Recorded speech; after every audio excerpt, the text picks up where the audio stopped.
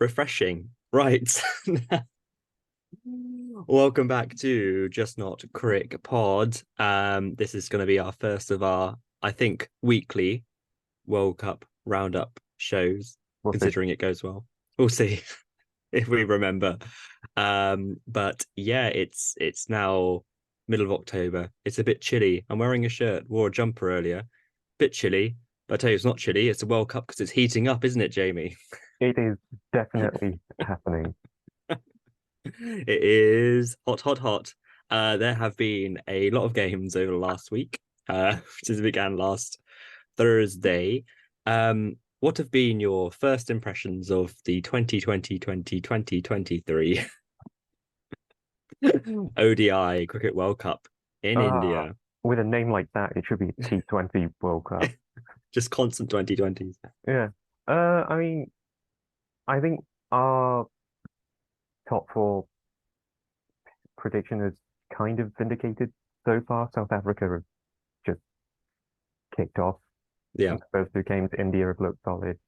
yeah, If they don't end up playing each other in the semi-final, I think that'll be a good final to have. yeah, Those have been the two standout teams for me. yeah. I think it's been a game of there's not been many close ones. I think we should expect at the start of the tournament because I feel that teams, if they know that a target's a bit impossible, they'd prefer to try and bat longer to improve their net run rate. So you kind of have at this stage a bit less of the, I guess, freneticness of teams trying whatever they can to win, um, if they don't think it's possible, which I always think is a bit of a downer for 50 over World Cups, where it's just like, oh, you're just watching them trying to basically bat out for a draw, but it's not really a draw. But you get that every World Cup. It's just come to be expected. Um, there's been a couple of good games, which I guess we'll pop into when we'll um, review. Um, but we can have a quick look at the table because obviously we said last time we thought the top four was going to be India, South Africa, England, and Pakistan. And so far we've got 3 out of 4, Yeah. which I think I, is pretty good. I mean, it's still only two games played. I don't think there's a lot you can take from two games played, especially, No, I I think, mean, in, maybe. I will get on to Australia being shit, but to be fair to Australia, they've also played the two best teams. So, True. Yeah. Yeah. I think there's also ways that you lose as well.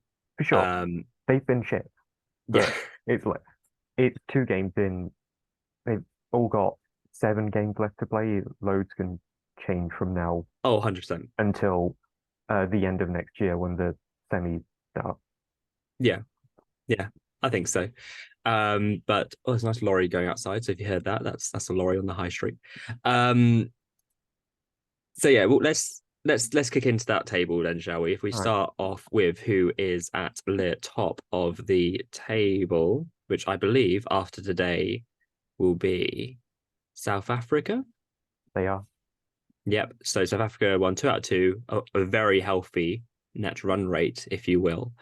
Their first game was against Sri Lanka, which South Africa scored a very nice, healthy 428 for 5, with hundreds from not one, not two, but three of their batters.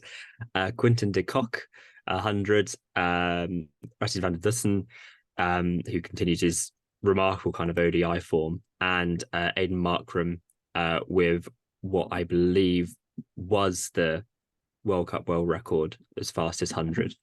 I think that might have been broken by Rohit Sharma. I'm not 100% sure, or it might have been kept. We don't, we're not the stat guys. Uh, That is just vibes. Um, but yeah, it was blistering, shall we say, from South Africa in that game, and I think kind of hard done by for Sri Lanka, who still managed 326. Who gave it a real kind of, they didn't just lie down and just accept it. Um, Kuto Mendis has had a great World Cup so far, with Sri Lanka nothing to show for it, which is a bit of a shame. And Shanika with 68 as well, gave it a real good go. And I think they've scored something like, is it something like 700 in their 250 over games? Have got nothing to show for it. So it's like, yeah. they did good, but yeah, South Africa though in this game just otherworldly. Um, and I think kind of setting the tone for what we talked about last time, in that they're in such kind of supreme form at the moment, and they were just able to just transfer that straight away. Game one, sure, it was a bit of a flat wicket, but they just hit the ground running.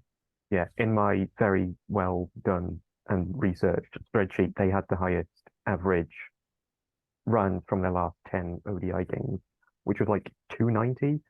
And take the average from these two games, and they're well above that.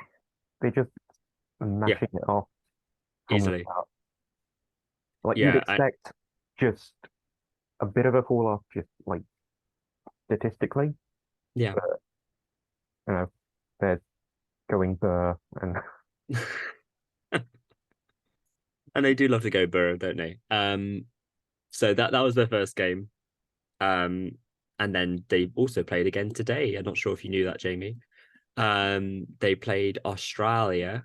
Earlier we'll talk about Australia again. We'll get for this. We'll just talk about specific teams that we're talking about in a second. So South Africa. We'll get onto Australia definitely later. yeah, So in today's game, because I think a lot about today's game is going to be spoken about how bad Australia were. But I think this is always so much this kind of chat in sport, but it's not as reflect how good South Africa were. I just thought today, apart from the chances that Australia dropped, which there were a few, um, South Africa just completely set the tone, from both De Kock and Bavuma's opening partnership, which was a bit kind of careful, shall we say, to begin with, just because the pitch was a bit tacky, a bit too paced, all that kind of cricket jargon. Um, they still put on 100 for the first wicket, going at a decent pace, and then that allowed, kind of in like old school 50 over cricket, set the platform for the Clarsons and the Markrams to come in later on and boost the score up to 311. And Quintus de Kock got his second 100 of the World Cup, which is 2-2, which is pretty good.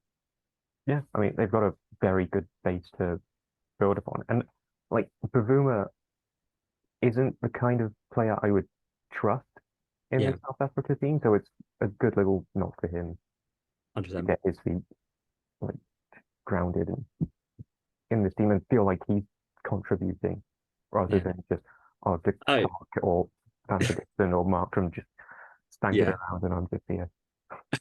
I mean, he should do as captain.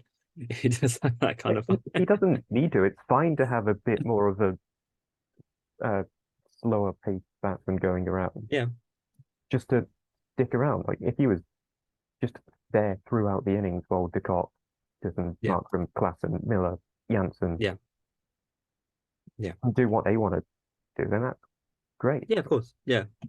Um, because like you say, it's I think that those kind of teams are built around those players. I think they've all got them. England obviously with Root and Milan, um, and probably you count Williamson in that same kind of bracket as well. Um, it's you've got to remember. I think some teams are going into this like just go gun ho, just smash it. But you've got still got so much time, and I think it's so easy to forget when you play so much franchise cricket or 100 or whatever that you just want to smash it all the time. You feel that you can, but there's definitely a place, especially those kind of pitches like today, where you can take your time, build the innings, and then just let loose later on. And I think if Australia were going to win today, they needed that kind of opening with their opening bowlers. I think they're the biggest threat. Hazelwood and Stark getting it swinging, but the fact that they're able to nullify that went a long way to them winning the game. Um, but I just want to quickly shout out to Rassie van der Dussen, just because his stats are just a bit nonsense. I think he is the fourth or fifth quickest player to get to 2,000 ODI runs. So we've got 51 matches, 45 innings, 2008 runs at an average of 57. That's 512 50s, which is pretty good. That's all right. um, Yeah.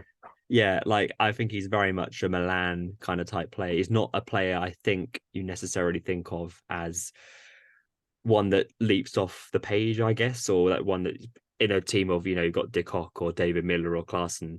Um, you almost, in no disrespect, you kind of forget players like Milan or Van der Dussen in the side, but they just constantly just churn out the runs at a decent pace as well. So I just wanted to quick note that those are some unreal stats after 50 games. Yeah, and not even so much today. Like he Yeah, solid enough score, but it's not yeah, like his usual madness, is it? yeah. No, but then he obviously got that Yeah, cheeky 100 in the first game, so he's off to a solid start. Um, but yeah, it's just showing that kind of depth in South Africa's side now, which maybe wasn't there before. That it feels like it's got experience as well as younger players coming through, but it feels like a team that's been together for a long time. And I feel like, again, like we said, it's going to go a long way in this tournament. Um, but their bowling as well today, I thought was excellent. Restricting Australia to below 200. Ngidi up front was brilliant. Only went for 18 off 8 overs. Janssen, a bit more of the kind of enforcer kind of bowler at the speed and left arm quick, but he still got twofer. Rabada was brilliant, 3 for 33. It was only a certain amount of time before he came out and blew a side away like he did the Australia's middle order today. A few questionable DRS decisions, but that's the game. Maharaj and then Shamsi sharing 2 each. And I think that is just key in India, just having 2 quality spinners that can alternate between ends, can hold an end. You've seen it in this World Cup with bowlers like Santner and even Maxwell in this game, just a bowler who can just hold an end and also be threatening. I just think their team is just such a good balance. I just think they're great. yeah. I mean, just the bowling attack is really Yeah. well balanced. You've got four proper, not four, three really good seam Yeah. bowlers, and then like you've got it's strange. Normally, you would expect a right arm off spinner, right arm leg spinner, but they've got left arm for Yeah. both Yeah. variations of spin, which the majority of players won't be used to, which is No, definitely. Yeah. really beneficial for them. And I kind of like Ngidi and Jansen opening together rather than Ngidi and Rabada. I like splitting the Ngidi Rabada. Yeah, I thought that. Yeah, because it didn't even like twig to me initially that it wasn't Rabada opening the bowling. I just assumed it was going to be, and then Nagidi and Janssen were the two openers. Like, oh, shows how much attention I paid in the last game. But this is Shamsi's first World Cup game of this year. Um, but I just think this makeup of their attack is, I feel, what they'll probably go with in the next few games. I just think it's just excellent. I just can't rate them highly enough, to be honest, at the moment. I just think they're just completely at the right time. I think they are the inform team, and I would put them above India, which is a big statement, I guess. But I just think they are just on it right now, and I feel like this could very much be their year, and I'm That kind of hoping it is. that has to be the final. If it's not South Yeah, Africa or India, it's yeah. going to be a little bit disappointing. I would be much disappointed. So, but we'll see. Anything can happen, but I think that um, whenever they play India or with play England at some point during the tournament, that those are going to be the games to watch, I reckon. Because I was expecting a lot from today, but again, we'll get to Australia later. But yeah, 2 thumbs up for South Africa, I would say, as is our normal way of assessing things on this podcast. Thumbs up. They are two vibes up. Yeah, good vibes have been had. Um, so the in second place, which I guess is a surprise in the fact that we didn't predict it, but we shouldn't really be surprised at this point. New Zealand are second, again 2 wins from 2 with a very good net run rate as well. Um, I guess we should probably talk about that first game. Do we? Um, So yeah, first game they played England and they absolutely smoked England.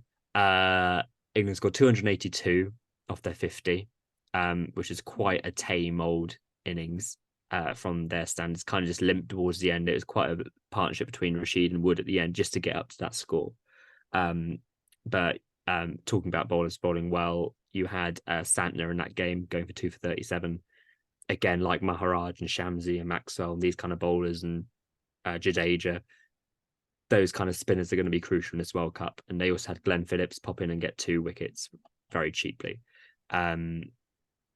So again, they've got a very good balanced attack with the likes of Bolt and Henry, Santner, Neesham, Ravenger, and then Phillips chopping in, and then you've still got Salvi to come back, I think, in tomorrow's game. So their bowling attack is very well rounded, and then their batting is pretty good as well. They won by 9 wickets, which is quite a statement of the first game of the tournament. 283 for 1. Will Young got a first ball duck, which is a bit gutting in that kind of scorecard. But I think Devon Conway is one of the best bats in the world at the moment. I think he just looks, impenetrable at times when he's batting. I think he showed that when he played his test debut against England and just kind of not looked back since. And then Rashid Ravindra, to 123 off 96, wouldn't have played, I don't reckon, if Williamson was fit, but he's now made himself undroppable. So yeah, a good first game for New Zealand. I mean, it's not even that bad of a score from England. It's fine. It's It's like fine. about average. It's competitive enough. It's just like we were talking about the bowling being our main concern for England, and that was mostly what let them down. Like a couple of cheap wickets during the batting, but nothing particularly worrying or threatening from the bowling. No. Yeah, again, we'll talk about England a bit, but England gave off the vibe of this as rusty, and a bit kind of sleepy. Whilst I Almost think as if they'd played an ODI series with their second string team against a team that's not in the World Cup. yeah, yeah, it did. In comparison, I think just New Zealand were just like, we're sick of that talk of the 2019 final. We're just here to come and play, because that was all the chat of that first game. That's why they'd build it for these two. And I think they just made the use of a very kind of limp England attack in this game. Again, which we'll talk about England a little bit later. But they just completely bossed it. I felt. I mean, yeah, like you say, 280 is a good-ish score. But I think the way they batted showed that it was well under par, which was testament to how well they bowled and how well they batted. And then they followed up that cheeky win with a second cheeky win against Netherlands. But I mean, that's a game you'd expect them to win. But you have Mitch Santner, who just continues his good form. He got 5 for in this game, 559. But yeah, they scored 322 more runs for Ravindra. But then you have chipping from Mitchell, Latham, Young. So you're now getting those other players coming to the party, and still have Williamson to come back. And then Who does Williamson come in for? Well, that's tricky. He's playing tomorrow because he's captain. Um, so But like, you can't drop Conway. yeah, Like, do you drop Young after the 70? That's the only one I think I think that's reasonable. tricky, because I then if you drop Young, you're then asking Ravinder to open, I would and have he's thought not you'd been opening. have Williamson open. I'd imagine he I bats 3. because then He that could open. I mean, he could open. I mean, I think Young is kind of harsh on him after he gets 70, but I mean, I suppose he got 70 against Netherlands, but I mean, it's just the kind of the nature of the team. would I that mean, you could, I mean, like, does he even get in then? If New Zealand had yeah, started this well, mm, you shouldn't just get in because you're the captain. yeah. You shouldn't get in because your name is Ben, not Ben Stokes. We'll get onto him in a bit. Uh, I like, get it. Yeah, because Mitchell's done well, Latham's done well, Phillips is doing well. Like, you can't go all the way through until fucking Matt Henry and be like, I oh, yeah. he I comes mean, in for Trent Bolt because he was a knobhead to us playing in the franchise cricket. yeah. I mean, I'd imagine he could come in for someone who has done well, like a Conway or Rindra, just to say we're rotating because it's a long tournament. And then you're kind of assessing who does well outside of that. So, I mean, Phillips is a very destructive batter, but I mean, he's not. I mean, he's only had 1 innings, so he's not had much chance to prove himself. To be fair, most of them have only had 1 inning. Yeah, yeah, Even Will um, Young has basically only had 1 inning. yeah. So, I mean, it'll be interesting to see how it goes. I mean, the straight swap would have been Ravindra, but you can't drop him now after a score of 100 and then 50. And obviously something for the ball as well. So I mean, I think it would probably be between Young, Mitchell, and Phillips. Um, I imagine, like you say, it will be Young, um, which I don't think is any discredit to him, but it's just the captain. But I also don't think Williamson is that big of an ego of a player that if he comes into the side and doesn't do well, that he wouldn't drop himself. Um, and he's coming back after a long injury. He's not had any cricket. It's a big ask for him to come in. So we'll see how it goes. It'd be quite interesting to see how next week in our weekly roundup how he has done.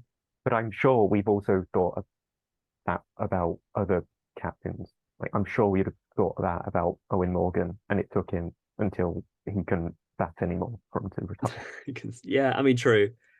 And like I'm sure we would have thought that about Ben Stokes, Yeah, and then he unretired and got injured. So yeah. I mean, I guess it's difficult to tell what he's going to be like until he comes back. I mean, with Stokes, I guess we're going to get with Stokes, but then he got that 182, and then you kind of put to bed the questions of if he's good enough for the side and more. But Williamson is such a class player, and he bats really well in India.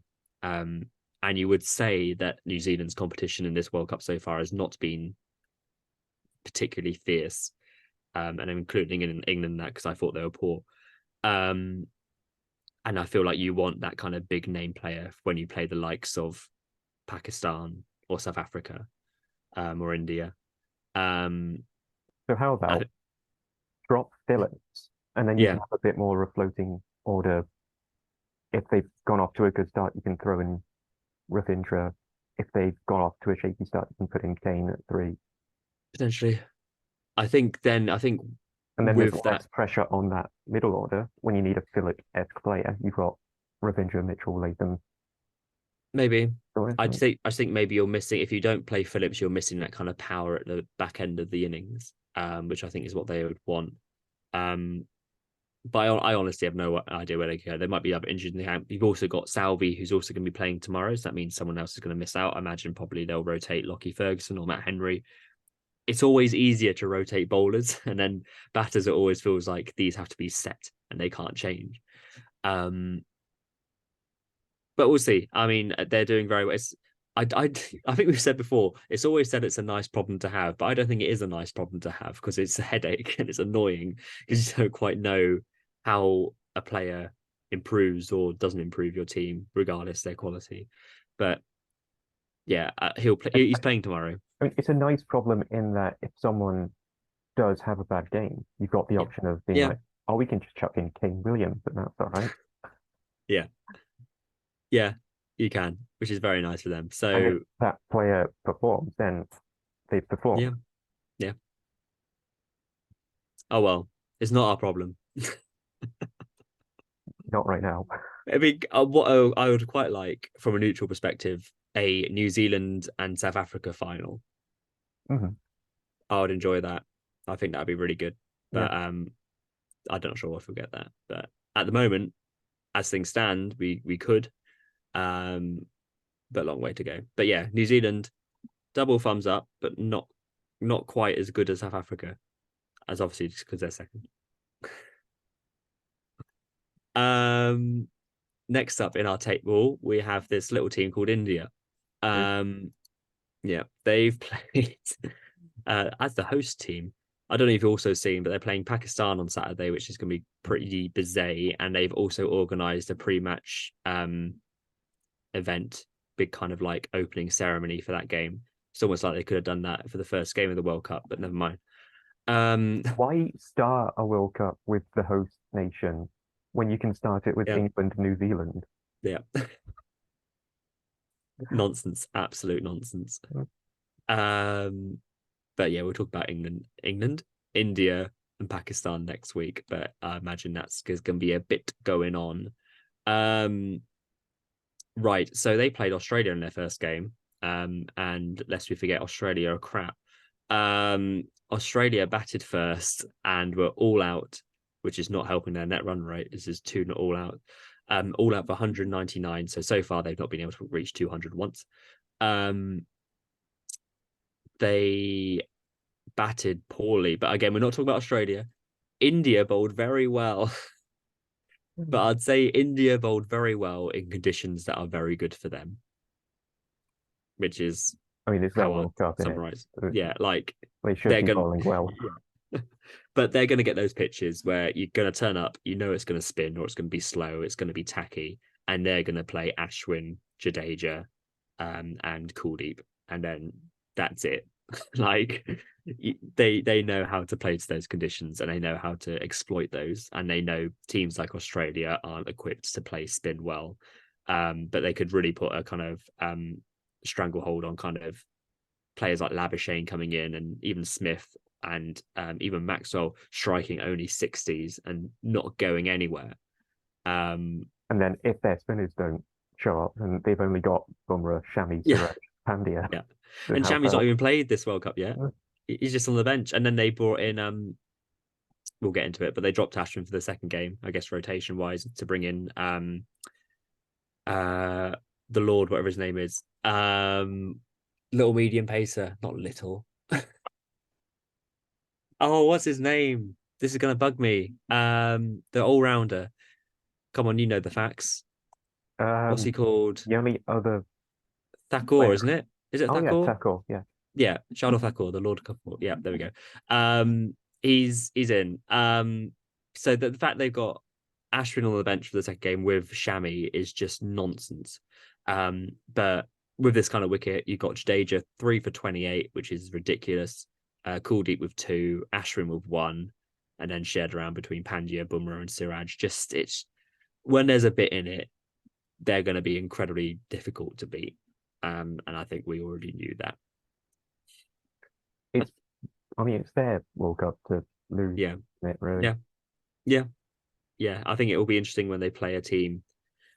Even like someone like Sri Lanka. When they play not the ninth or 10th best Yeah, team. well, yeah. But a subcontinent team, Sri Lanka or Pakistan, who can play spin a little bit better. And they may not always get a pitch that favors spin. But I imagine they will. But So but again, they've got the seamers to back that up if they don't. yeah, well, exactly. Yeah, they were talking a bit about Bumrah bowling, and I think in this game he was bowling very much swing, and then adjusted when the swing stopped to seam, and was getting moving that way. So they're just incredibly skilled team, and they know exactly what they're doing, and they'll be thereabouts, obviously. Batting wise is a bit more dicey. Because again, there's that movement in this pitch which Josh Hazlewood was able to exploit. So they were 2 for 3 at one stage, or 2 for 3.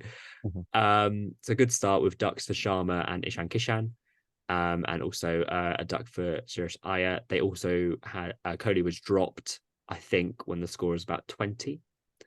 So it could have gone a lot worse, but in the end, Kohli gets that 85 and Rahul is 97 not out with a little red inker from Pandya as well.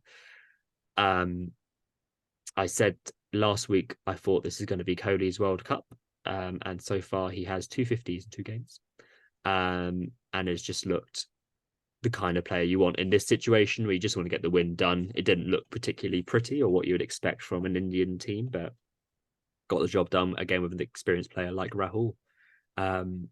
And after that drop, they just looked again impenetrable from that point on, and you just expected them to go on and win the game. Yeah, I think they do have a 2 for 3 in them. Like they can go 100%, yeah. either way. They can be Yeah. 2 for 3, or they can be 150 for none Yeah, and carry on. And they've got the safety net of if they are 2 for 3, we yeah, kill yeah, Raul, Pandya yeah. as a safety net, and we're fine. Don't worry about it. I mean, that does bring it on to the next game they played against Afghanistan.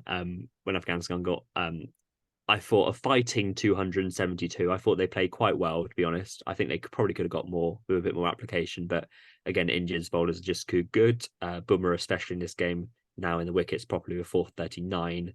Pandya also getting 2 for, looked like I don't know if he's been injured, but it felt like he was building up to full fitness and he was suddenly bowling a lot quicker and looked a lot more sharp in this game. Kuldeep was, again, pretty much unplayable, 10 overs, 1 for 40. But yeah, we're talking about Rohit Sharma, aren't we, in this game? um, Yeah, no. 131 off 84 balls. Um, I've looked at it, it's I don't yeah, I think Markham Yeah, is still the but quickest. it's only But 5 sixes.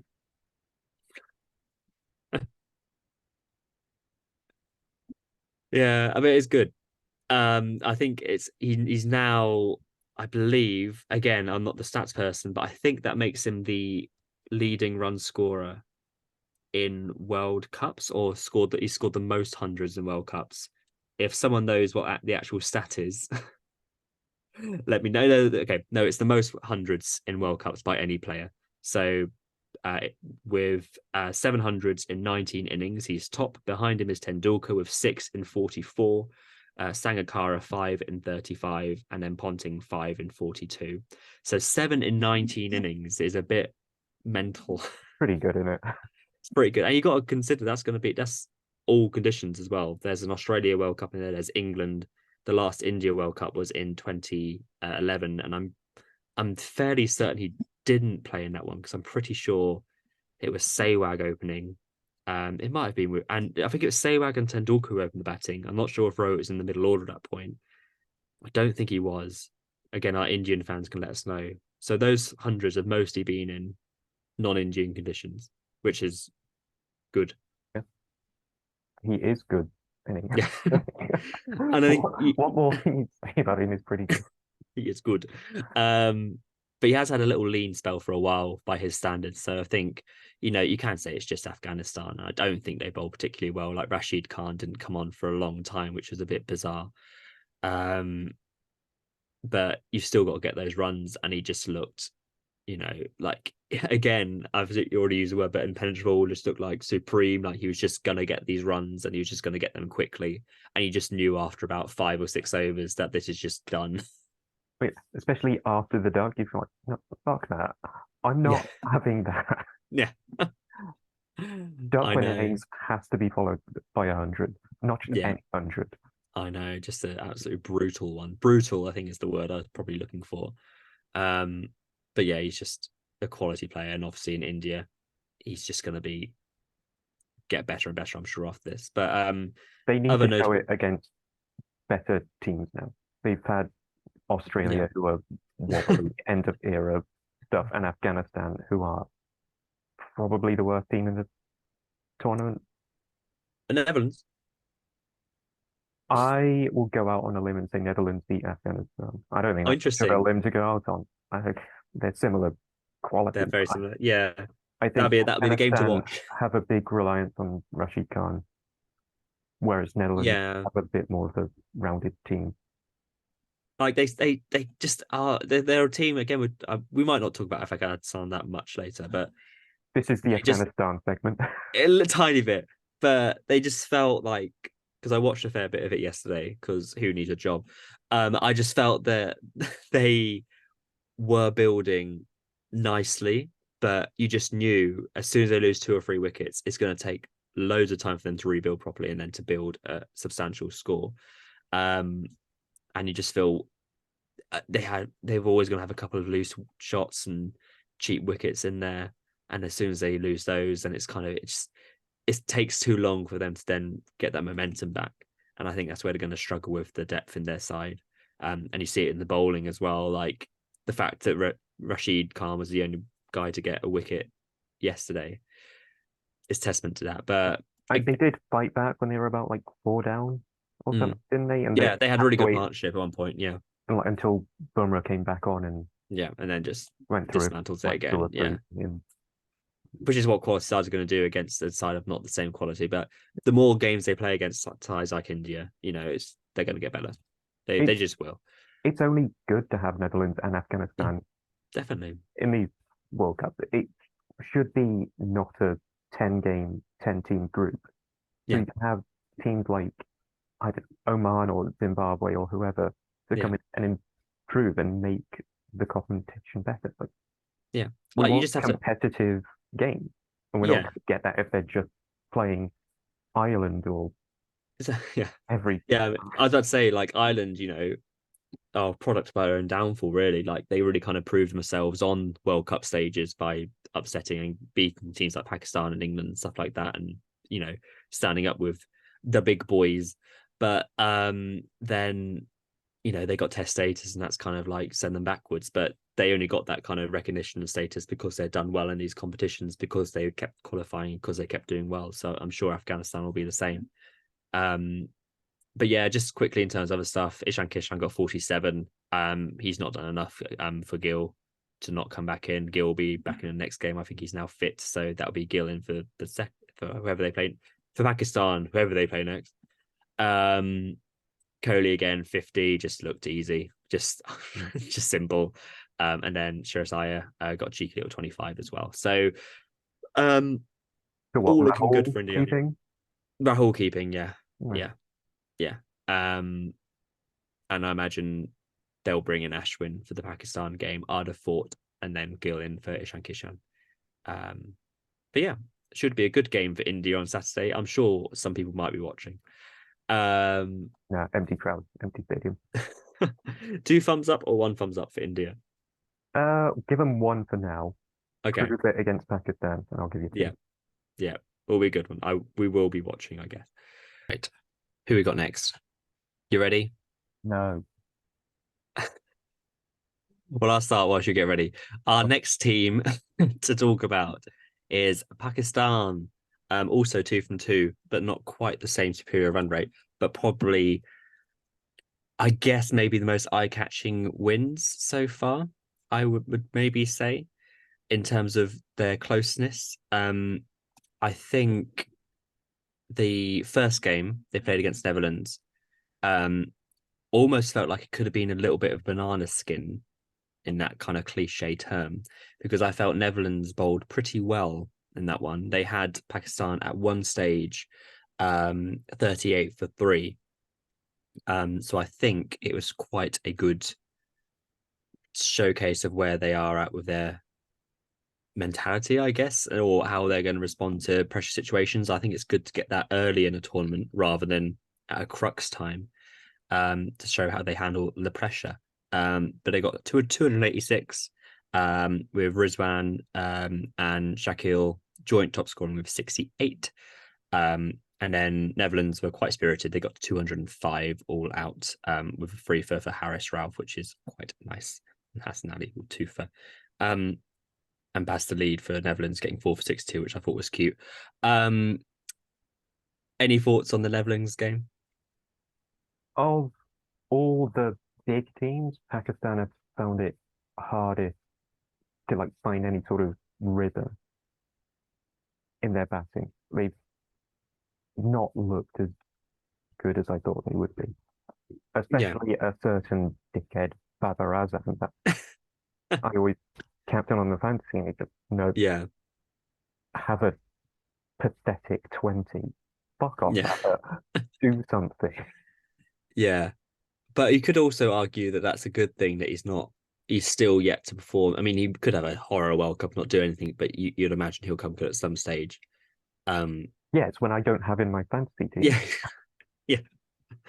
Um, yeah, I mean, I guess it may showcase that their little bit of strength and depth, I guess, could be slightly missing. But I mean, I would kind of excuse first game nerves, but I think they did kind of pull themselves back pretty well in this game from what could have been a bit of a horror start, because it was looking at 30, 30 off of 3. That's not where you want to be starting in your World Cup campaign. That's pressure straight away. Netherlands will be cock a hoop with that. But I thought they brought it back really well in the end. And yeah, maybe a better team probably would have exploited that a bit more than Netherlands. So maybe that is a bit more concerning than good. But a win's a win, I guess. They got points on the board, which is what you want. I'd back Netherlands to beat Australia, to be honest. You've got following that, they played Sri Lanka, which I think is the more talking point game. Because Sri Lanka have been like, they've lost both games, but they've done good. Like we say, they got over 700 runs probably accumulated from their 2 matches. They scored 344 for 9, which on most occasions you'd say that's probably going to win you a game. Was this the highest World Cup run chase? Yes. World Cup? So Yeah. that says it all. Like Yeah. Yeah. Um, so you've got 200 from Sri Lanka. Kusal Mendes again continues some great form. He looked great. He got 122 of 77. Um, but yeah, 344. But wickets more kind of share around. Hassan Ali got 4 for, Mohammad Nawaz 1 for, Haris Ralph 2 for, Shadab Khan 1. And Shaheen has not had a super start, a bit like Baba. But again, they're two players you just are expecting they're going to do something soon. So it's might be the whether India like game. it's these two are their sort of get into motion warm up games and then they'll kick into gear. Mm-hmm. Well, Yeah, I like this is why 2 games is too early of a stage to have any indication on how well they'll do. pointless doing a podcast, really. Sure, yeah, absolutely. um, We can edit that. yeah, no, it's fine. Yeah, I mean, but I'd back them to come back at some point. But I think the signs are there. The fact that then they go into their innings chasing that, huge total. Because Sri Lanka would be feeling that they've got a huge chance to go on and win that game. Obviously, um, just a quick note on Pakistan's bowling. I think they are, obviously missing Naseem Shah, which I think is a huge blow for this World Cup. Obviously, he's out for injury, so he's not going to feature. Um, I think he does make a huge difference to that side. Not having him is the equivalent of not having someone like, for me, like a Rabada or I don't know, a Stark. I just think he's a bit like Shaheen. He's a bit of more. He's a linchpin in that side, and he's quick and he's sharp. Um, I think they miss him. I think it might affect them later on, but yeah, we'll see. But they um, still have the depth. They've still got Ralph, mhm. Hassan Ali did well. Like it's not as if he goes out of the team and they're struggling for amazing bowlers. It shouldn't a team's bowling performance shouldn't be reliant on one player being out. No, no, for sure. Um, no, I'd agree. Uh, I just think he can balance the side of better. I think you want that genuine pace, and I think he offers that. But I mean, Harris, Ralph, and Shaheen do that as well pretty well. So yeah, maybe they'll be fine. Um, Batting wise, though, very good. Chasing 345. Opening up Abdullah Shafiq 113. Pretty good start. Nothing for Baba and Emmanuel Hack, which is again we've said could be concerning, could be good. Who knows? Um, I mean, it's but I not good. mean, yeah. But I mean, the main talking point is that Baba, not Baba, what I'm talking about, Mohammed Rizwan, 131 not out of 121. I elected not to put him in my fantasy team for this game because I thought he's not going to have 2 good games in a row, and obviously he does. Um, just great. I mean, a brilliant chase from him. Again, from potentially a dicey situation, a 37 for 2 when he came in. Um, so he's batted most of the innings there, coming in the beginning of the 7th over, um, and just really kind of anchored that run chase. First of all with Shafiq, but then later on with Shakil and Ahmed later. Um, And he was it, injured at one point and yeah, basically yeah, batting without a bat. Cool. yeah, yeah, yeah. Um, it was a World Cup innings of the ages, you could call it, maybe, who knows? But I think other teams may look at 344 and be like, that's a bit far off. Let's get how close we can and then shut up shop. But Pakistan, I thought to their credit, were like, we're gonna go, we're gonna keep going. Um, There's only one batsman not over 100 for their strike rate, yeah, and it's the one that would little Baba, infuriate me the most. yeah, yeah. Um, Silly Baba. Um, um, but no, he's Rizwan, I think, is someone you always look out for in a Pakistan team sheet. You always expect him to do well. He also has a bit of criticism where I think it's a bit unfair considering he averages pretty much over 40 in all formats of the game.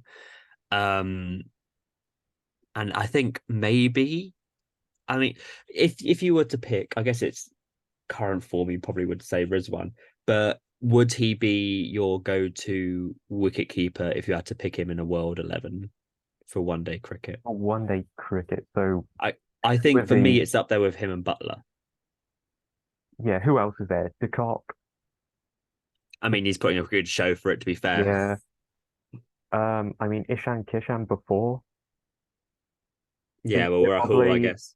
uh and even then it would be Rishabh Pant before either of those Yeah, two. It depends what you want from your yeah, keeper he's gonna because open a they're lot. Yeah, all different players. De Kock opens, Butler's yeah, a floaty boy, yeah, and Rizwan is a an assured number four that will just yeah, come in and do you a job. Like they're all yeah, different batsmen. yeah. I think all for me, I think number four is also kind of it maybe disagree, but I think it's probably a more difficult place to bat in one day cricket because you've got to be anything. Like with an opener, you can either have free license or you're going to be anchor. If you're lower order, a bit more floater, you're most likely going to come in to try and whack it. But number four, you're either having to like anchor the innings like this, or you're going to come in after a massive partnership and try and smash it. You've got to be good at playing swing or just seam or come in during spin. And I think he's just incredibly adaptive. And I think this could be, a bit like De Kock. This could be a very, big World Cup for him, Yeah, maybe. yeah, sure. Um, but yeah, I think that's a massive tick for Pakistan. Obviously, scored getting the highest run chase of all time.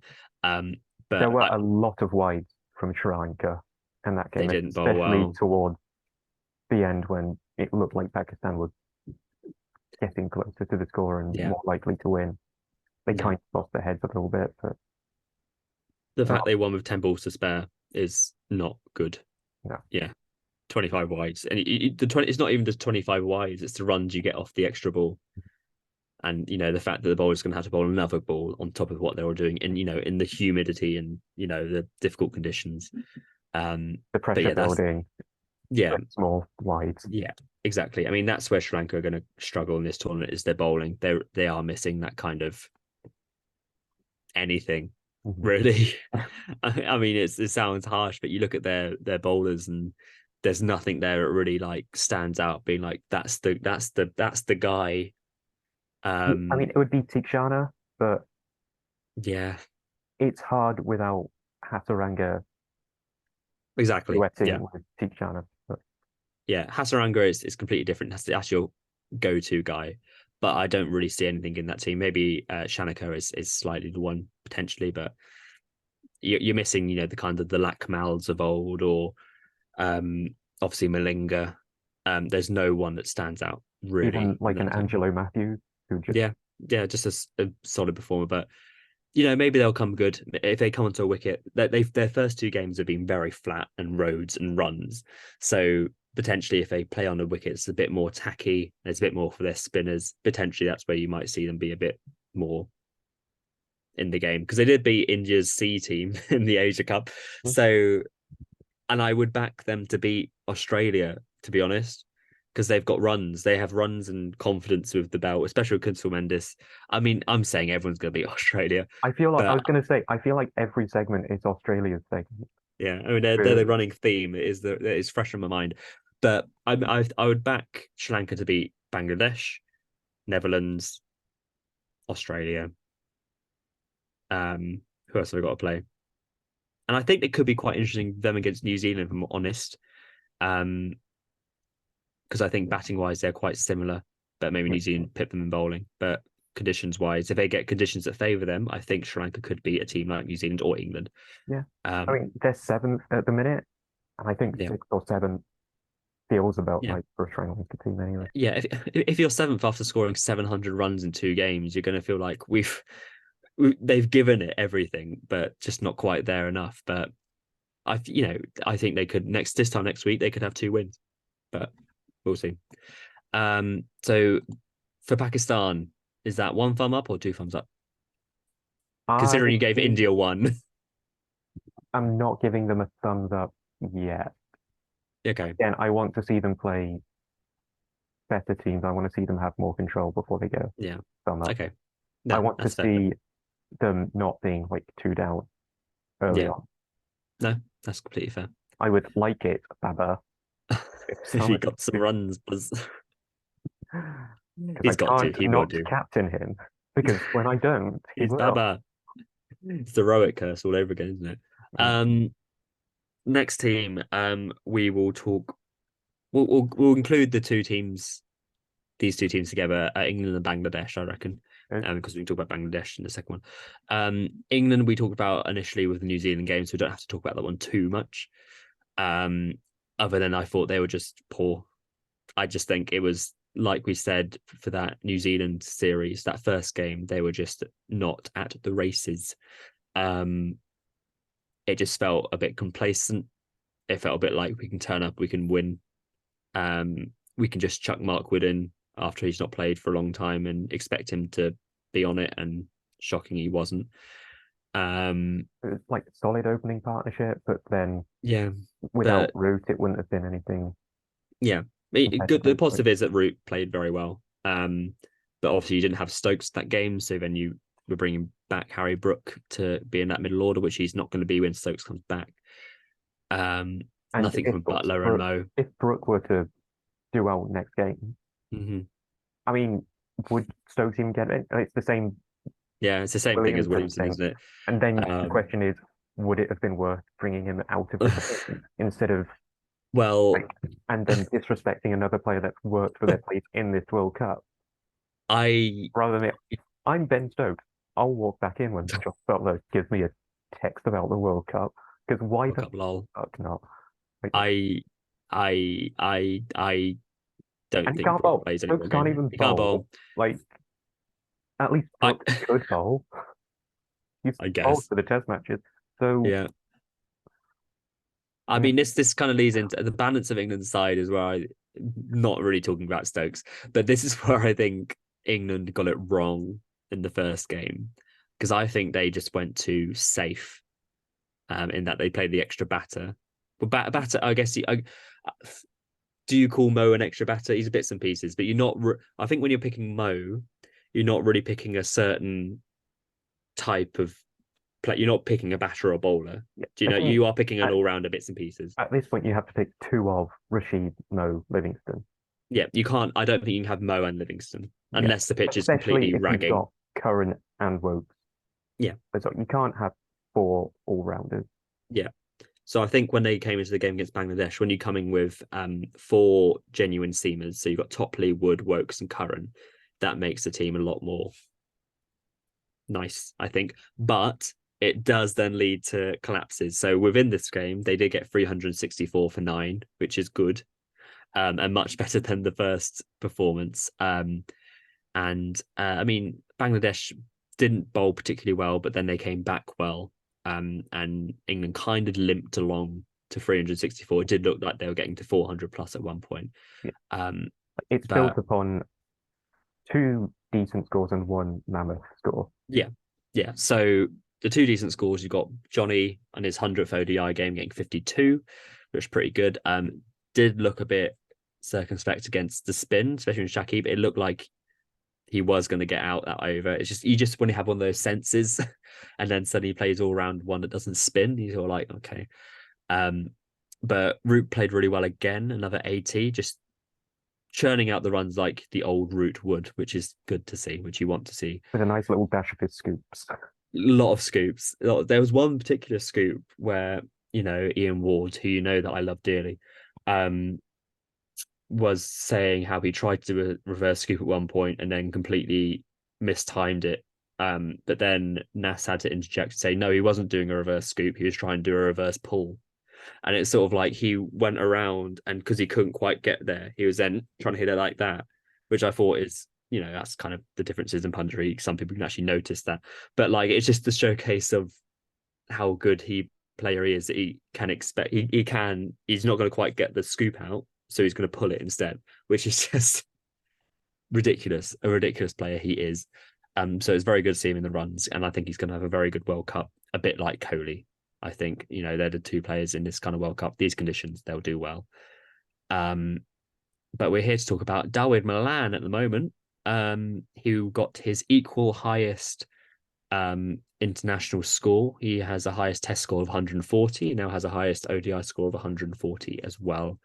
And struck was striking at 130, which is very good. Thoughts on Dawid?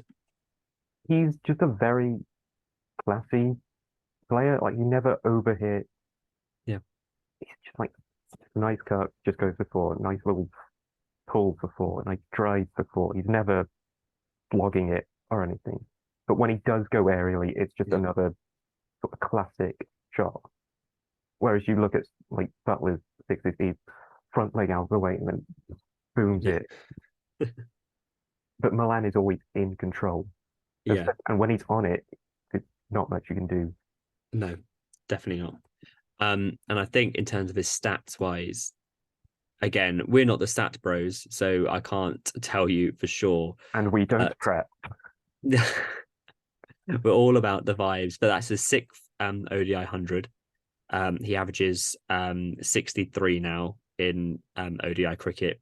He's now rocketed up to 1,200 runs. It was only a couple of games ago he got to 1,000. So, we talked about Rassi Van der Dussen getting up to 2,000 runs pretty quickly. I mean, if Milan continues at the way he's going, he's going to be up and about the 2,000 mark pretty soon.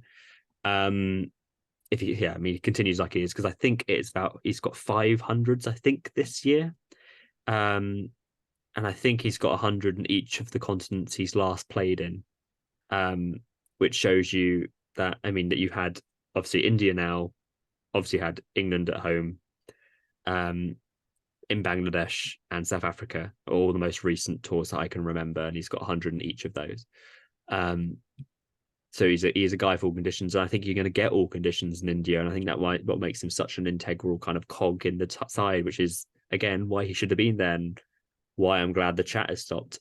Like, if I said it last time, if you had a player like Jason Roy, or a Kevin Peterson, who had the same numbers as Dawid Malan, they would be called a superstar, or they'd be called, one of the greats.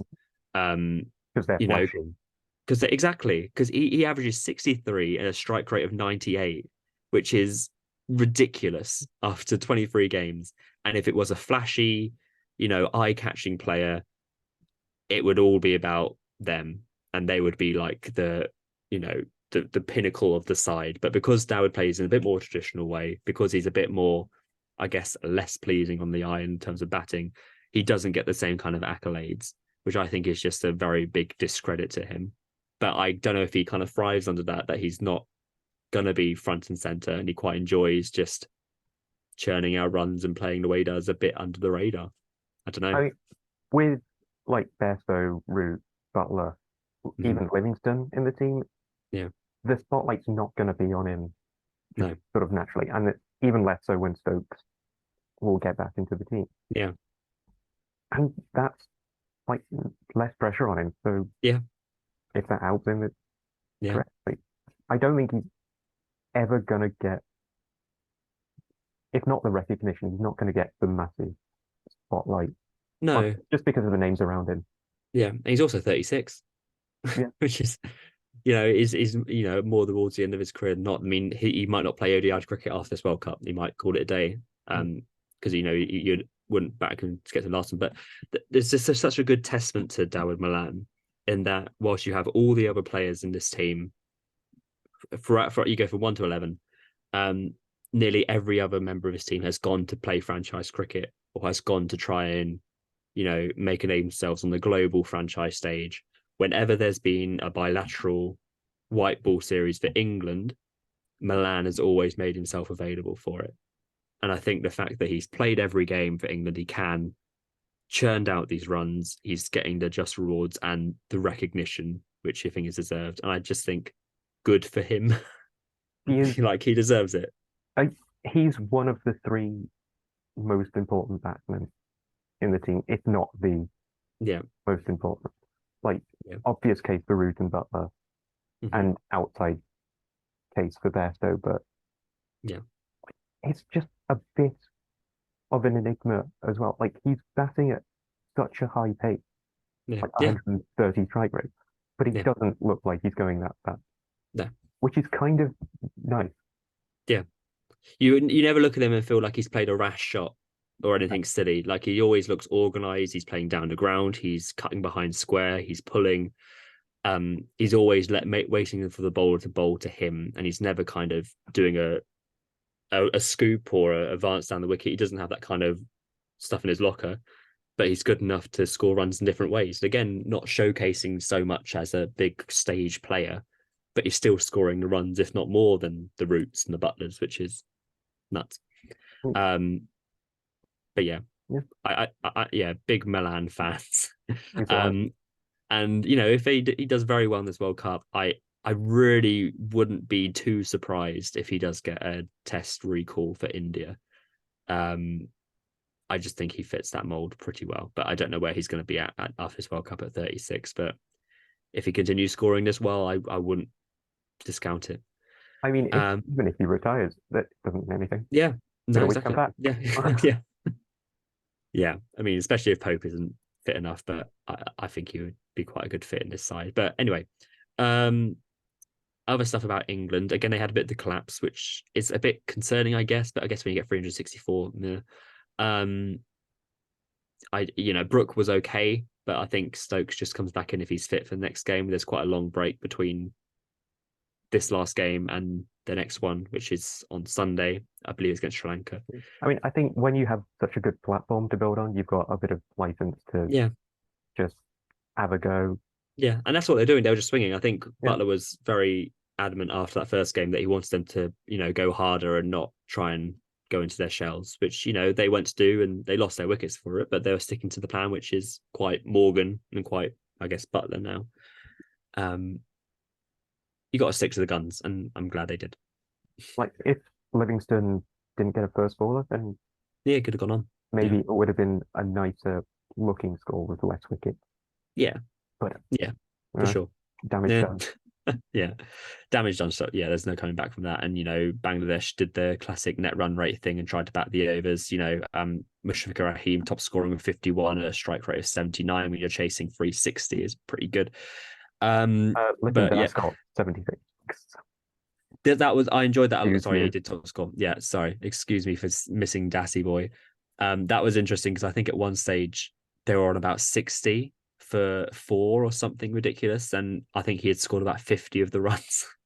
Yeah, So it's like any danger of anyone else, guys.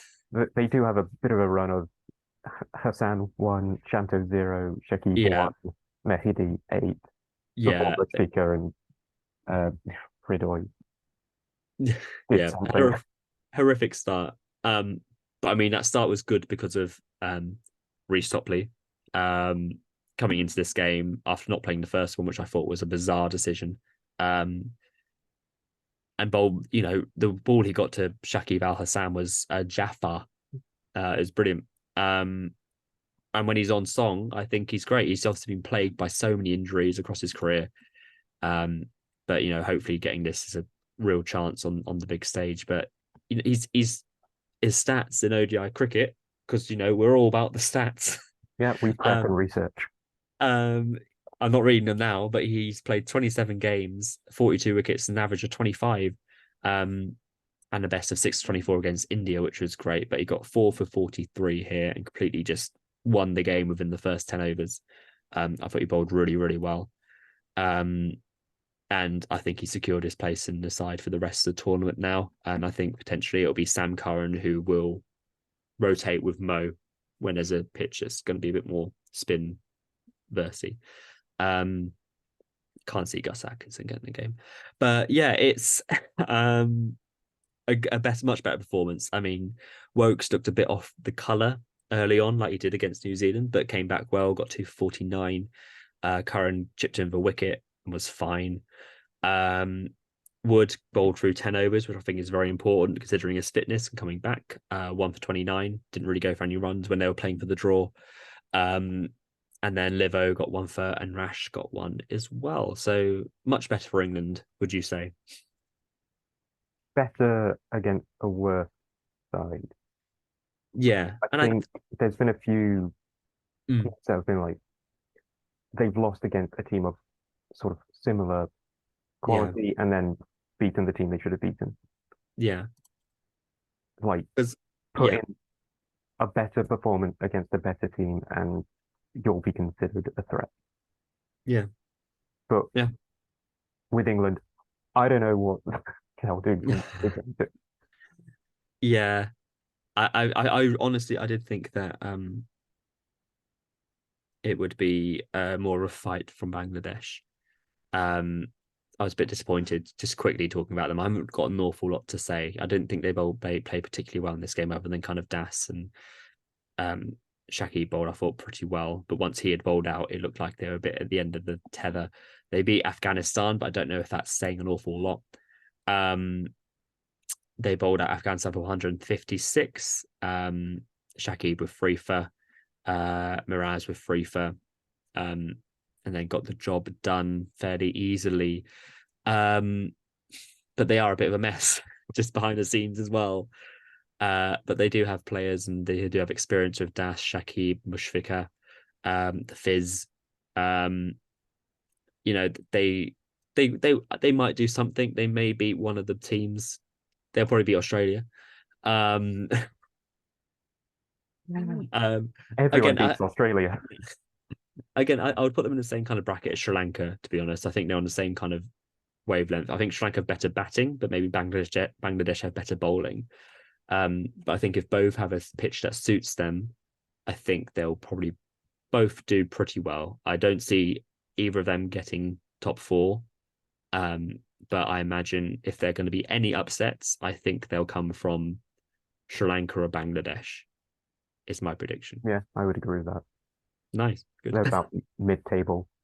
Yeah, I'd say sixth. Um, maybe sixth, seventh. I mean, a lot of Bangladesh's performances always seem to ride on how well Shakib does. Exactly. And this is his last 50-year World Cup, And that, so you know. in the same way, a whole bowling performance can't rely on Naseem Shah, a whole team's performance can't rely on Shakib. No. Like Yeah. one wicket at five against England is Yeah. fine, but you need Yeah. others to like Need haven't. Yeah, proper stuff, and you exactly. can't go scoring one. Yeah. No, I agree. 100%. But we'll see how they go along. It'll be super happy fun times. They've got New Zealand tomorrow, and then they've got India after that. So they've got, and then South Africa after that. So they've got a nice run of games for Bangladesh. I guess that will you'll see where they really, if they get a result against any of those teams, that blows everything wide open. I think that'd be really interesting. That'll be fun. Yeah. But we're coming to the end of our pod, but not before we have a little talk about Australia, who are up there as the worst team in this tournament. They are currently sitting seventh. Um, so doing stuff. They lost to India, which we've spoken about, and they lost to South Africa today. Sorry, they Uh, are doing ninth.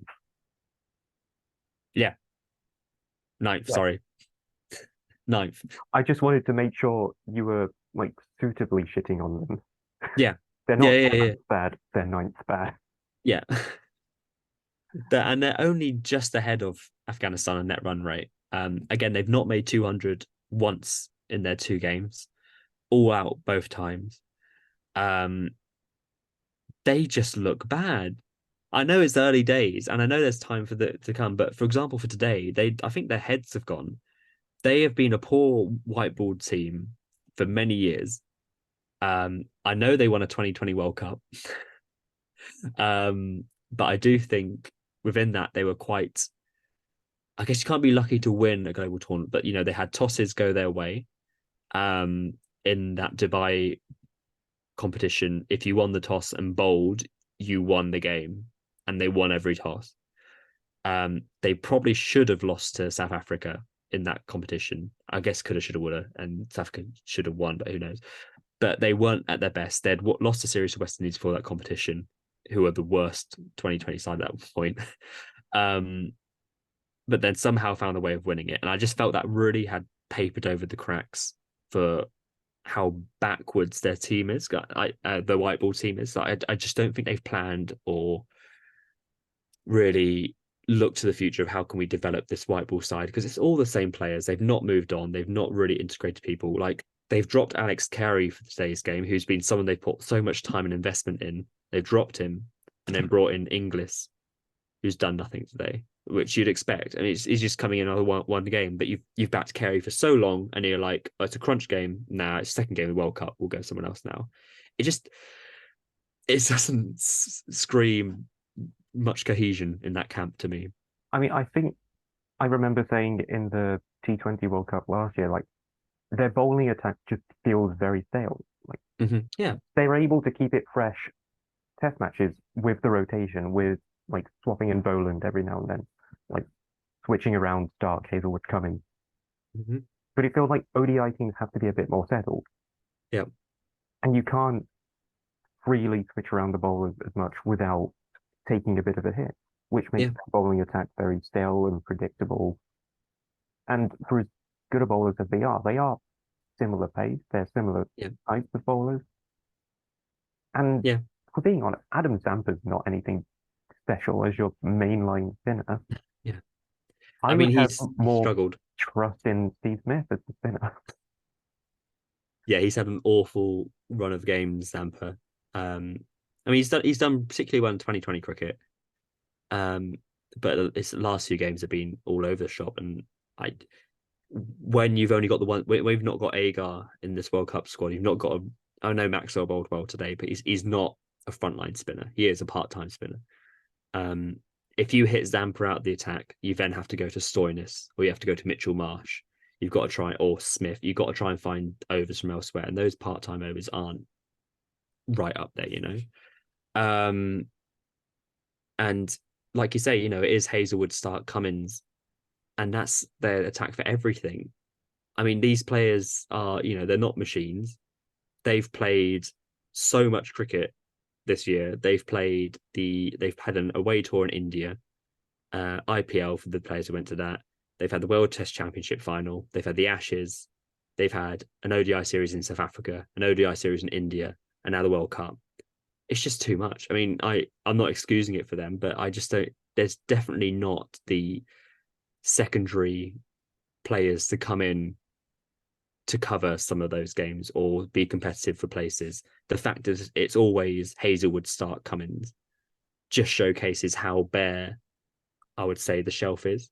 I don't know if that's harsh on the Sean Abbotts and all the people they've got, but those are your free. You have to play those free, and it's sort of like they're not really offering what they once did. To me, they resemble very much the England side in like that 2015 World Cup before the Morgan Renaissance. Mm. Like in that Morgan team, you had Anderson and Broad playing. You had the kind of the players who were once real good and but then maybe have reached the end. Like you had Ravi in that team. I love Ravi. Ravi's great, but he'd reached the end of his England time. You could tell. You had Ian Bell in that team. Um, it was very much that's the end of that saga. You need to start afresh. You need to invest in these younger players, and that's exactly what Australia need to do. They've got loads of talent from the Big Bash and those kind of tournaments, but it just seems so reluctant and so like rigid that we have to play Warner, we have to play Marnus, we have to play Smith, we have to play Stark, Hazelwood, Cummins. We can't stray from that.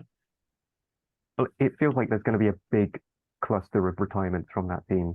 Yeah, Anyway, it'll go out of the selectors and the board's hands, and they'll yeah, have to play new players that yeah, you just got to trust and develop.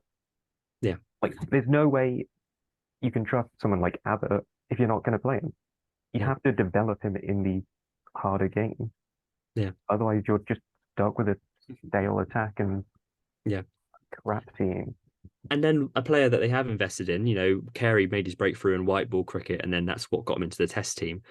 But the fact that you're only giving him one World Cup game, and then you're going, nah.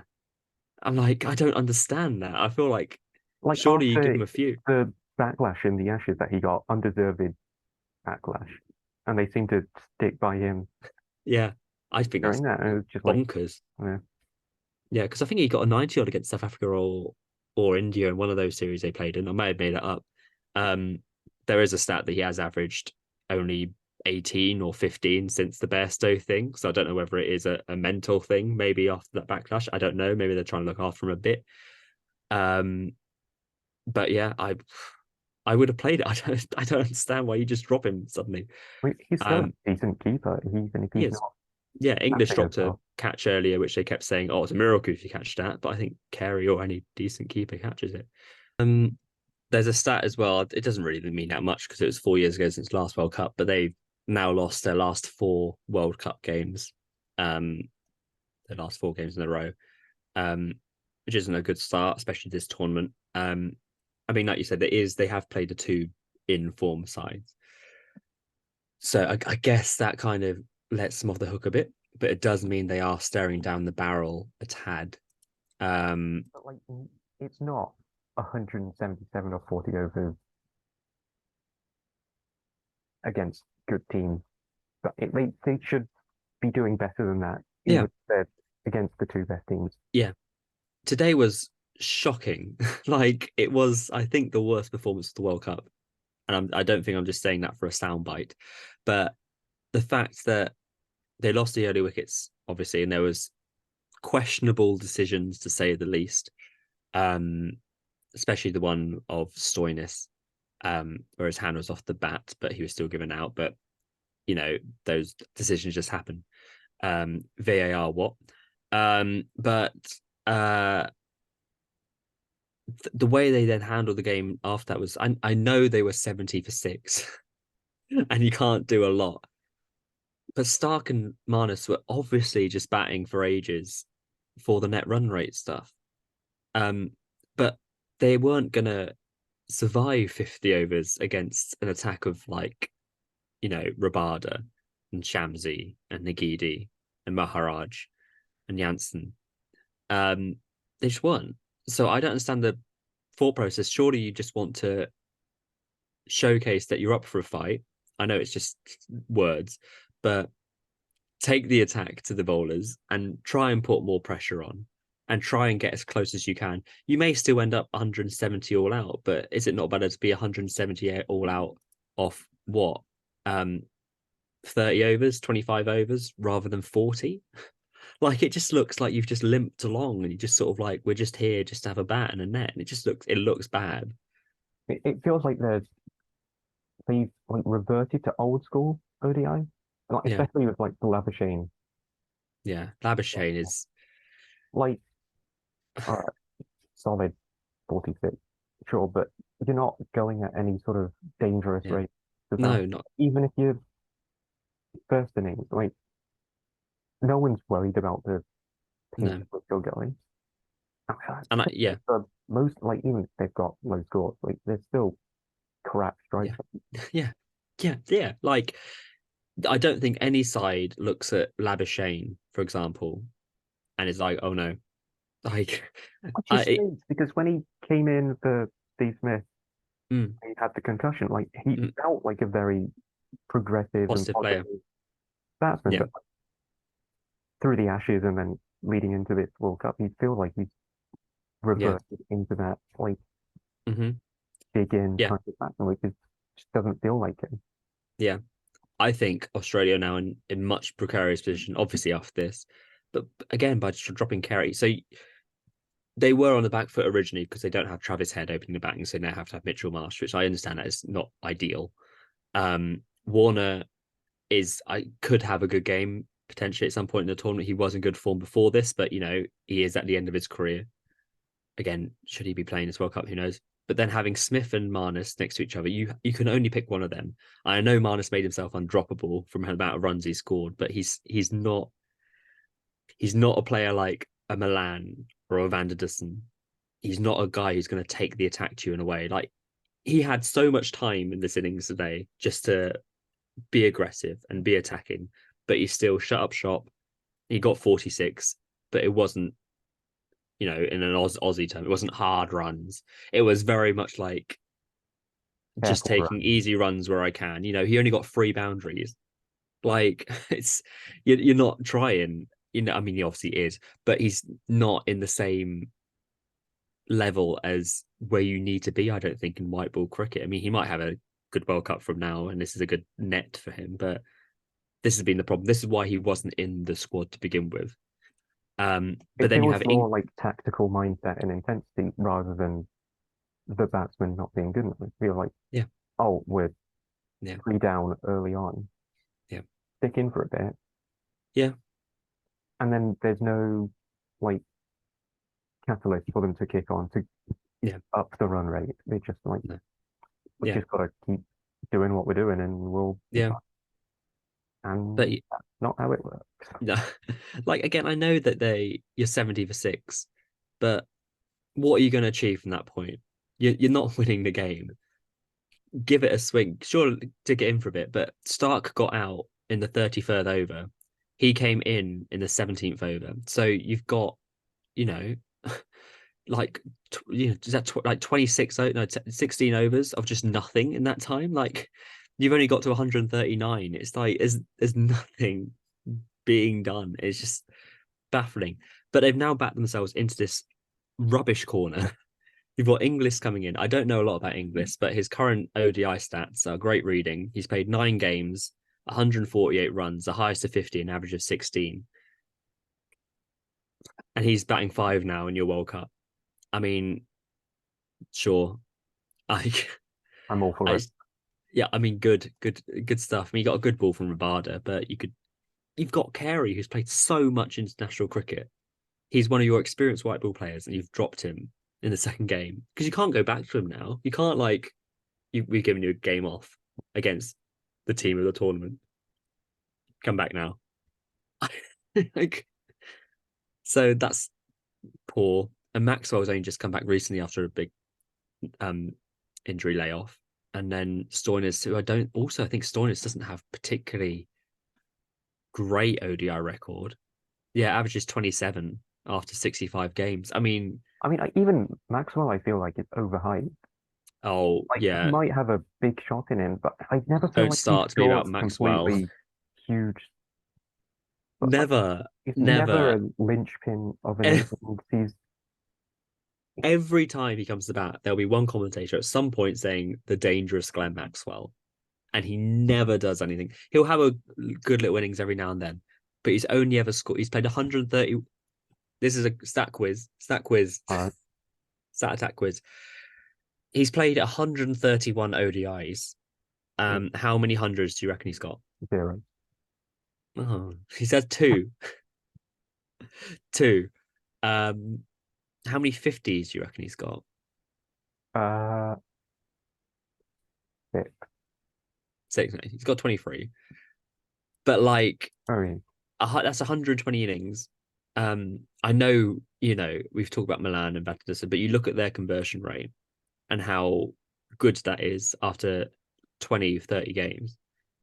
He's played 131, he's only got 200s. And I just think, And you need the context of what games those were as well. Like, were they yeah, against yeah, England or were they against I could find out, but it Zimbabwe? doesn't And suit my agenda. Um, but I mean, he bowled very well today. I will give him credit where credit's due. I thought he bowled really, really good. But I just don't, he's not a player you can bank on and rely in the same way you can rely on, I don't know, a Jadeja, who would be the same, I guess, fit. Um, but I guess it's quite, I guess, similar, slightly better record than Mo. I guess he's a I, Mo, I was just basically. thinking Mo. Like, he is one Yeah, Mo that doesn't bowl as well, which is slightly better that. yeah, yeah. I think he's that. But considering he's in your top six and he plays every game whilst Mo comes in and out, I think it's not looking good for Australia. Um, Such a shame. So in terms of that, that means they are ninth, which is not a good start. And I think this defeat will rock them. I think. Not going to look good. In terms of their next games, they have got. I did have the list somewhere, so this is my professional podcasting.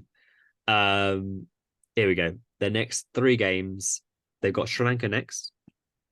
Um, con- Depending upon the conditions, if it spins, Sri Lanka. If it's flat, I think Australia have more of a chance. Um, then they have Pakistan, and then they have Netherlands. So there's potentially two wins in there. Um, but then in the crux time, they then have to play New Zealand and England back to back. So it could get to the stage where one of those is basically a knockout for them. um, because they're so behind the game now. Even though it's only 2 games, their run rate is so poor, and you have already 4 teams who've won 2 games, and then you're gonna have Pakistan. Sorry, you're gonna have England in and around it. Bangladesh will want to be in and around it. Australia have it all to do, and I am not surprised in the slightest. Um, but yeah, have you got any more thoughts about Australia or any of the other teams? Ones we've not Um, spoken much about, or I mean, Netherlands are a fun team. I yeah, don't have much insight on them, but they just have a good. They're there to have a good time. yeah, Is they're what the vibe I get. proper vibe. Deleted Yeah, is doing well. yeah. Uh, that's all I know about Nether. I mean that's fine.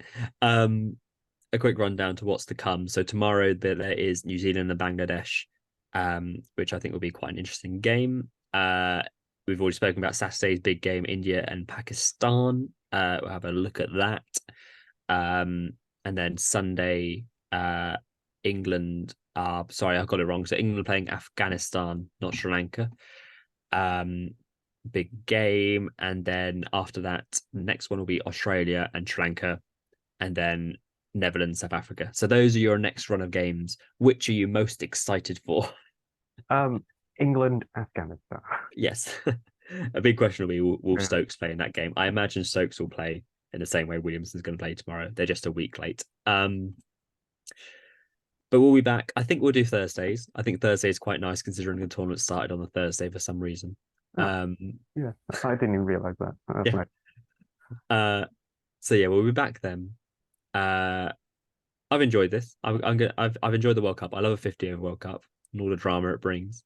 Um, I'm hoping there's some upsets for next week, and I'm hoping Australia still haven't won a game. Have your top 4 predictions changed, or are you still backing England over New Zealand? I am for now, but New Zealand do look good. Yeah, Like you can't have expected how well Ravindra's done, and I think that's a very yeah, like key differential. yeah, Was unexpected, and if Kane comes in and performs as we know he does, then yeah. I think so. but then if Kane comes in, moves Ravindra to open, and Ravindra doesn't suit, then they've got a bit more of a problem to fix. Yeah, Whereas I'd agree. England, on any given day, can you just need one player out of them to show up like Milan did, Yeah, and it takes it away from the opposition completely. yeah, yeah. My main concern for England going into World Cup was the bowling. It's not really been calmed. Like I think Topley playing is what should have happened from the start. I think that makes a difference. But I think they are one injury away from not disaster, but I think struggling. From Gus Um, Atkinson. from, from Joff coming in off no cricket as they're traveling with them. Um, but yeah, all fun and games. We'll be back next week. In the meantime, if you would like to see more of our coverage, where can they find us? Just not crit pod. Instagram, TikTok, Twitter, Twitter X, yeah, YouTube, podcast places. all the places. Um, yeah, so I say I'll be posting there over the weeks, over the next week, and then all our stuff will have our social bits and bobs. Um, should really get more into the TikTok. Our followers are still going up there mentally. I'm not sure why, but if you want to follow us on TikTok, that is where we are growing most. um, but yeah, we'll be back next week. We love the World Cup. Last word from you, Jamie. Baba, show the fuck up, please. Lol. Okay, bye bye. World Cup.